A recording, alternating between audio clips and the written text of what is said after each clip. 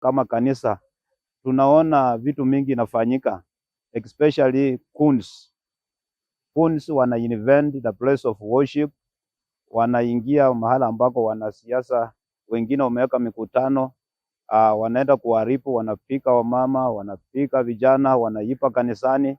Ningependa hasa sana kuuliza rais wetu wa nchi ambaye tulimpa mamlaka kupitia kwa katiba ya Kenya kwamba hakikishe Kenya imelindwa na kila mkutano umelindwa, kanisani pamelindwa. Ningependa kuuliza rais wetu Mheshimiwa William Ruto pamoja na waziri wa ulinzi Murkomen, tunakuona ukisema kwa TV, ukisema kwamba serikali inachukua hatua, lakini tunasikia tu ukisema na hatuoni hatua yenyewe. Kama kanisa tunakuomba, toka kwa ofisi, toka nje, mkabiliane na hao KUNS ambao wanaenda kwa mikutano wakiharibu, wanashambulia kanisa, na pia tunataka tuone hao watu wakipelekwa kotini na wafuatili wao. Na ningependa pia kuomba wanasiasa kurushiana maneno, cheche za maneno.